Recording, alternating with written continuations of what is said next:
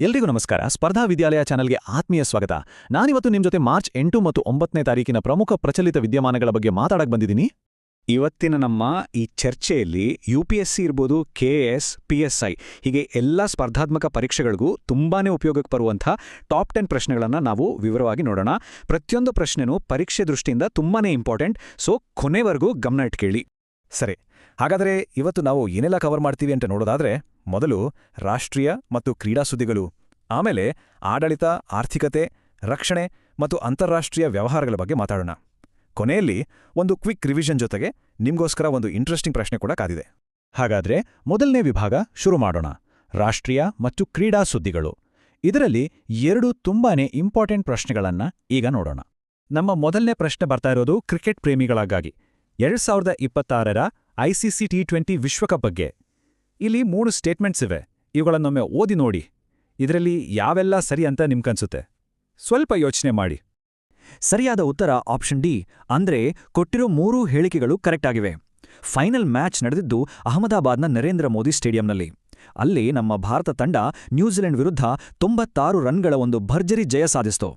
ಇನ್ನು ಸಂಜು ಸ್ಯಾಮ್ಸನ್ ಅವರ ಅದ್ಭುತ ಆಟಕ್ಕೆ ಪ್ಲೇಯರ್ ಆಫ್ ದ ಟೂರ್ನಮೆಂಟ್ ಪ್ರಶಸ್ತಿ ಬಂದ್ರೆ, ಫೈನಲ್ನಲ್ಲಿ Jasprit Bumrah player of the match ಆದರು. ಈ ಗೆಲುವು ಯಾಕಿಷ್ಟು ಸ್ಪೆಷಲ್ ಅಂದ್ರೆ, ಇದರ ಜೊತೆಗೆ ಭಾರತ T20 ವಿಶ್ವಕಪ್ ಇತಿಹಾಸದಲ್ಲಿ 3 ಸಲ ಟ್ರೋಫಿ ಗೆದ್ದ ಮೊದಲ ತಂಡ ಅನ್ನೋ ಒಂದು ಹೊಸ ಇತಿಹಾಸವನ್ನೇ ಸೃಷ್ಟಿ ಮಾಡಿದೆ. ಈಗ ಮುಂದಿನ ಪ್ರಶ್ನೆಗೆ ಹೋಗೋಣ. ಇದು ಕ್ರೀಡಾ ಕ್ಷೇತ್ರದಲ್ಲಿ ಮಹಿಳಾ ಸಾಧನೆಗೆ ಸಿಕ್ಕ ಒಂದು ಯೂನಿಕ್ ಗೌರವದ ಬಗ್ಗೆ. ತಮ್ಮದೇ ರೀತಿಯಲ್ಲಿರೋ ಬಾರ್ಬಿ ಡಾಲ್ ಪಡೆದ ವರ್ಲ್ಡ್ನ ಮೊದಲ ಮಹಿಳಾ ಕ್ರಿಕೆಟರ್ ಯಾರು? ಆಪ್ಷನ್ಸ್ ನೋಡಿ. ಸರಿ ಉತ್ತರ, ನಮ್ಮ ಸ್ಮೃತಿ ಮಂಧಾನ. ಭಾರತ ಮಹಿಳಾ ಕ್ರಿಕೆಟ್ ತಂಡದ ಸ್ಟಾರ್ ಆಟಗಾರ್ತಿ ಇವರು. ಈ ಅಪೂರ್ವದ ಗೌರವ ಅವರಿಗೆ ಸಿಕ್ಕಿದೆ. ನಿಮ್ಗೆಲ್ಲ ಗೊತ್ತಿರೋ ಹಾಗೆ ಮ್ಯಾಟೆಲ್ ಅನ್ನೋದು ಒಂದು ದೊಡ್ಡ ಟಾಯ್ ಕಂಪನಿ. ಅವರು ತಮ್ಮ ರೋಲ್ ಮಾಡೆಲ್ ಇನಿಷಿಯೇಟಿವ್ ಅಡಿಯಲ್ಲಿ ಈ ಗೊಂಬೆಯನ್ನು ಲಾಂಚ್ ಮಾಡಿದ್ದಾರೆ. ಅದರಲ್ಲೂ ಅಂತಾರಾಷ್ಟ್ರೀಯ ಮಹಿಳಾ ದಿನ 2026ರ ಹೊತ್ತಿಗೆ ಇದನ್ನ ರಿಲೀಸ್ ಮಾಡಿರೋದು ವಿಶೇಷ. ಇದರ ಹಿಂದಿರೋ ಉದ್ದೇಶ ತುಂಬಾ ಸಿಂಪಲ್. ಕ್ರೀಡೆಯಲ್ಲಿ ಸಾಧನೆ ಮಾಡಬೇಕು ಅನ್ನೋ ಲಕ್ಷಾಂತರ ಮಕ್ಕಳಿಗೆ, ಅದರಲ್ಲೂ ಮುಖ್ಯವಾಗಿ ಹೆಣ್ಣು ಮಕ್ಕಳಿಗೆ ಇವರೊಬ್ಬರು ಸ್ಫೂರ್ತಿಯಾಗಲಿ ಅನ್ನೋದು. ಸ್ಮೃತಿ ಮಂದಾನ ಅಷ್ಟೇ ಅಲ್ಲ, ಟೆನ್ನಿಸ್ ಲೋಕದ ದಂತಕತೆ ಸೆರೆನಾ ವಿಲಿಯಮ್ಸ್ ಅವ್ರಿಗೂ ಕೂಡ ಈ ಗೌರವ ಸಿಕ್ಕಿದೆ. ಓಕೆ, ಕ್ರೀಡಾ ಕ್ಷೇತ್ರದ ಈ ಸ್ಫೂರ್ತಿದಾಯಕ ಸುದ್ದಿಗಳ ನಂತರ ಈಗ ನಮ್ಮ ಎರಡನೇ ವಿಭಾಗಕ್ಕೆ ಹೋಗೋಣ. ಅದುವೇ ಆಡಳಿತ, ಆರ್ಥಿಕತೆ ಮತ್ತು ಯೋಜನೆಗಳು. ಇದರಲ್ಲಿ ಸರ್ಕಾರಕ್ಕೆ ಸಂಬಂಧಪಟ್ಟ ಕೆಲವು ಇಂಪಾರ್ಟೆಂಟ್ ಪ್ರಶ್ನೆಗಳನ್ನು ನೋಡೋಣ. ಈ ಪ್ರಶ್ನೆ ವಿಶೇಷವಾಗಿ ಕರ್ನಾಟಕಕ್ಕೆ ಸಂಬಂಧಪಟ್ಟಿದ್ದು, ಸ್ಟೇಟ್ ಲೆವೆಲ್ ಎಕ್ಸಾಮ್ಸ್ಗೆ ತುಂಬಾನೇ ಮುಖ್ಯವಾದದ್ದು. ಪ್ರಶ್ನೆ ಹೀಗಿದೆ: ಕರ್ನಾಟಕ ಎಕನಾಮಿಕ್ ಸರ್ವೆ 2025-26ರ ಪ್ರಕಾರ ರಾಜ್ಯದ GSDPಗೆ 3.9% ಕೊಡುಗೆ ನೀಡುವ 3ನೇ ಅತಿ ದೊಡ್ಡ ಜಿಲ್ಲೆ ಯಾವುದು? ಇಲ್ಲಿ GSDP ಅಂದ್ರೆ ಏನು ಅಂತ ಕನ್ಫ್ಯೂಸ್ ಆಗಬೇಡಿ. ಅದು ಗ್ರಾಸ್ ಸ್ಟೇಟ್ ಡೊಮೆಸ್ಟಿಕ್ ಪ್ರಾಡಕ್ಟ್, ಅಂದ್ರೆ ನಮ್ಮ ರಾಜ್ಯದ ಒಟ್ಟು ಆಂತರಿಕ ಉತ್ಪನ್ನ ಅಂತ ಅರ್ಥ. ಸರಿಯಾದ ಉತ್ತರ ಬೆಳಗಾವಿ ಜಿಲ್ಲೆ, ಆಪ್ಷನ್ ಬಿ. ನಮ್ಮ ರಾಜ್ಯದ ಆರ್ಥಿಕತೆಗೆ ಅತಿ ಹೆಚ್ಚು ಕಾಂಟ್ರಿಬ್ಯೂಟ್ ಮಾಡೋದು ನಮ್ಮ ಬೆಂಗಳೂರು ನಗರ, ಬರೋಬ್ಬರಿ 40.4%. ಅದರ ನಂತರ ಎರಡನೇ ಸ್ಥಾನದಲ್ಲಿ ದಕ್ಷಿಣ ಕನ್ನಡ ಇದೆ, 5.3% ಜೊತೆಗೆ. ಇನ್ನು ಮೂರನೇ ಸ್ಥಾನದಲ್ಲಿರೋದು ಬೆಳಗಾವಿ, 3.9% ಕೊಡುಗೆಯೊಂದಿಗೆ ನಮ್ಮ ರಾಜ್ಯದ 3ನೇ ಪ್ರಮುಖ ಎಕನಾಮಿಕ್ ಹಬ್ ಆಗಿ ಬೆಳಗಾವಿ ಗುರುತಿಸಿಕೊಂಡಿದೆ. ಇಲ್ಲಿರುವ ಕೃಷಿ, ಇಂಡಸ್ಟ್ರಿ ಹಾಗೂ ಸರ್ವಿಸ್ ಸೆಕ್ಟರ್ ಎಲ್ಲವೂ ಇದಕ್ಕೆ ಕಾರಣ. ಭಾರತದ ಮೊದಲ ರಿಂಗ್ ಮೆಟ್ರೋ ಬಗ್ಗೆ ಒಂದು ಪ್ರಶ್ನೆ ಇತ್ತು. ಅದಕ್ಕೆ ಉತ್ತರ ದೆಹಲಿ ಅಂತ ನಿಮಗೆ ಗೊತ್ತೇ ಇದೆ. ಆದರೆ ಈ ರಿಂಗ್ ಮೆಟ್ರೋ ಅಂದ್ರೆ ಏನು? ಅದನ್ನು ಸ್ವಲ್ಪ ಅರ್ಥ ಮಾಡ್ಕೊಳ್ಳೋಣ. ಇದು ಬೇರೇನೂ ಅಲ್ಲ, ಒಂದು ಸಿಟಿ ಸುತ್ತ ವೃತ್ತಾಕಾರವಾಗಿ ಹೋಗುವ ಮೆಟ್ರೋ ಲೈನ್. ಇದರ ಅತೀ ದೊಡ್ಡ ಅಡ್ವಾಂಟೇಜ್ ಏನು ಗೊತ್ತಾ? ಇದು ಸಿಟಿಯ ಬೇರೆ ಬೇರೆ ಮೆಟ್ರೋ ಲೈನ್ಗಳನ್ನು ಕನೆಕ್ಟ್ ಮಾಡುತ್ತೆ. ಇದರಿಂದ ಟ್ರಾವೆಲ್ ಟೈಮ್ ಕಡಿಮೆ ಆಗುತ್ತೆ, ಟ್ರಾಫಿಕ್ ಕೂಡ ಕಮ್ಮಿ ಆಗುತ್ತೆ. ಸದ್ಯಕ್ಕೆ ದೆಹಲಿಯಲ್ಲಿ DMRC ಅಂದರೆ ದೆಹಲಿ ಮೆಟ್ರೋ ರೈಲು ಕಾರ್ಪೊರೇಷನ್ ಈ ದೊಡ್ಡ ಪ್ರಾಜೆಕ್ಟ್ನ ನೋಡ್ಕೊಳ್ತಿದೆ. ಈಗ ಇನ್ನೊಂದು ತುಂಬಾನೇ ಮುಖ್ಯವಾದ ಅಭಿಯಾನದ ಬಗ್ಗೆ ನೋಡೋಣ. Say no to proxy sarpanch. ಇದನ್ನು ಶುರು ಮಾಡಿರೋದು ಕೇಂದ್ರ ಪಂಚಾಯತ್ ರಾಜ್ ಸಚಿವಾಲಯ. ಇದರ ಗುರಿ ಏನು ಗೊತ್ತಾ? ನಮ್ಮ ಸಮಾಜದಲ್ಲಿರೋ ಸರ್ಪಂಚ್ ಪತಿ ಅನ್ನೋ ಒಂದು ಕೆಟ್ಟ ಸಿಸ್ಟಮ್ಗೆ ಬ್ರೇಕ್ ಹಾಕೋದು. ಅಂದರೆ ಎಲೆಕ್ಷನ್ನಲ್ಲಿ ಮಹಿಳೆಯರು ಗೆದ್ದು ಸರ್ಪಂಚ್ ಆಗ್ತಾರೆ, ಆದರೆ ಅವರ ಅಧಿಕಾರವನ್ನೆಲ್ಲ ಅವರ ಗಂಡ ಅಥವಾ ಬೇರೆ ಗಂಡಸರೇ ಚಲಾಯಿಸ್ತಾರೆ. ಇದನ್ನು ಪ್ರಾಕ್ಸಿ ಅಂತ ಕರೆಯೋದು. ಇದನ್ನು ನಿಲ್ಲಿಸಿ ಯಾರು ಆಯ್ಕೆಯಾಗಿದ್ದಾರೋ ಆ ಮಹಿಳಾ ನಾಯಕರೇ ತಮ್ಮ ಅಧಿಕಾರವನ್ನ ಸ್ವತಂತ್ರವಾಗಿ ನಡೆಸಬೇಕು ಅನ್ನೋದೇ ಈ ಅಭಿಯಾನದ ಮುಖ್ಯ ಉದ್ದೇಶ. ಆರೋಗ್ಯಕ್ಕೆ ಸಂಬಂಧಪಟ್ಟ ಯೋಜನೆಗಳಲ್ಲಿ ಈ ದಿನಾಂಕ ಬಹಳ ಮುಖ್ಯ. ಪ್ರತಿ ವರ್ಷ ರಾಷ್ಟ್ರೀಯ ಜನ ಔಷಧಿ ದಿವಸ್ ಅಂತ ಯಾವತ್ತು ಆಚರಿಸ್ತೀವಿ? ಆಪ್ಷನ್ಸ್ ನೋಡಿ. ಸರಿ ಉತ್ತರ ಮಾರ್ಚ್ 7. ಈ ದಿನದ ಮುಖ್ಯ ಉದ್ದೇಶ ಏನಪ್ಪಾ ಅಂದ್ರೆ ಜೆನರಿಕ್ ಔಷಧಿಗಳ ಬಗ್ಗೆ ಜಾಗೃತಿ ಮೂಡಿಸೋದು. ಅಂದ್ರೆ ಕಡಿಮೆ ಬೆಲೆಗೆ ಸಿಗುವ ಆದರೆ ಕ್ವಾಲಿಟಿಯಲ್ಲಿ ಯಾವುದೇ ಕಾಂಪ್ರಮೈಸ್ ಇಲ್ಲದ ಔಷಧಿಗಳು. ಇದು ಪ್ರಧಾನಮಂತ್ರಿ ಭಾರತೀಯ ಜನೌಷಧಿ ಪರಿಯೋಜನಾ ಅಂದ್ರೆ PMBJP ಯೋಜನೆಯ ಒಂದು ಭಾಗ. ಇದರ ಲಾಭ ಏನ್ ಗೊತ್ತಾ? ಜನೌಷಧಿ ಕೇಂದ್ರಗಳಲ್ಲಿ ಸಿಗುವ ಔಷಧಿಗಳು ಹೊರಗಡೆ ಸಿಗೋ ಬ್ರ್ಯಾಂಡೆಡ್ ಔಷಧಿಗಳಿಗಿಂತ 50ರಿಂದ 90% ಅಗ್ಗ. ಇದು ನಿಜವಾಗ್ಲೂ ಕೋಟ್ಯಾಂತರ ಜನರಿಗೆ ಒಂದು ದೊಡ್ಡ ಆಶೀರ್ವಾದ.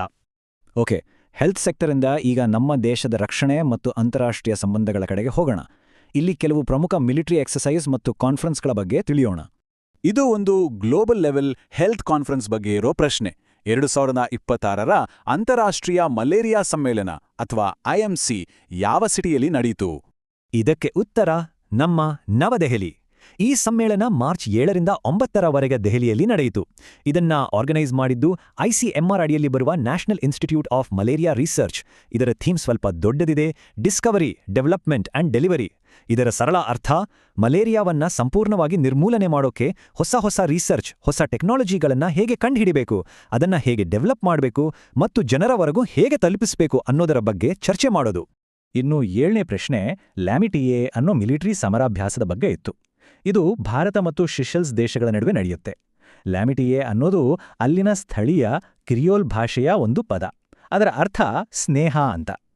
ಹೆಸರೇ ಹೇಳೋ ಹಾಗೆ ಈ 2 ದೇಶಗಳ ನಡುವೆ ಸ್ನೇಹವನ್ನ ಅಂದ್ರೆ ಮಿಲಿಟರಿ ಸಹಕಾರವನ್ನ ಹೆಚ್ಚಿಸೋದು, ಟೆರರಿಸಂ ವಿರುದ್ಧ ಹೋರಾಡೋದು ಮತ್ತೆ ಹಿಂದೂ ಮಹಾಸಾಗರದಲ್ಲಿ ಭದ್ರತೆಯನ್ನ ಸ್ಟ್ರಾಂಗ್ ಮಾಡೋದು ಇದರ ಮುಖ್ಯ ಉದ್ದೇಶ. 8ನೇ ಪ್ರಶ್ನೆ ಒಂದು ತುಂಬಾನೇ ಯುನೀಕ್ ಕಾನ್ಸೆಪ್ಟ್ ಬಗ್ಗೆ ಇತ್ತು: ಭಾರತದ ಮೊದಲ ನದೀ ದೀಪಸ್ತಂಭ ಅಥವಾ ರಿವರ್ ಲೈಟ್ ಹೌಸ್.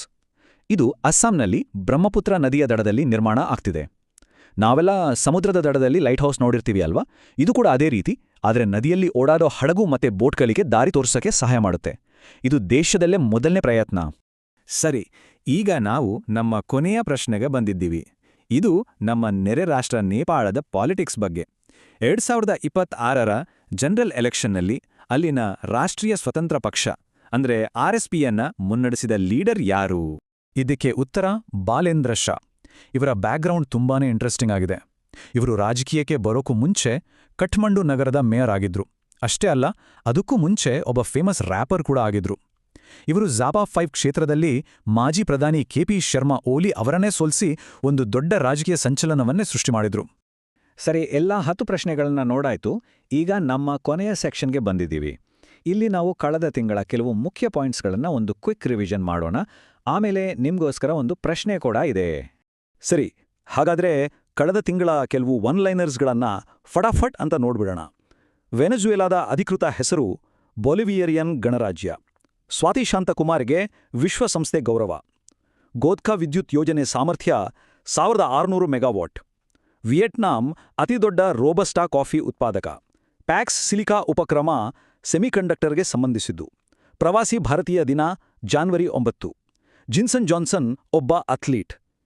ಶಕ್ತಿವೇಲ್ ಉಡುಪು ರಫ್ತು ಮಂಡಳಿ ಅಧ್ಯಕ್ಷ. ಗತಿಶಕ್ತಿ ನೀತಿ ರೈಲ್ವೆ ಸರಕು ಸಾಗಣೆ ಗುರಿ ಹೊಂದಿದೆ.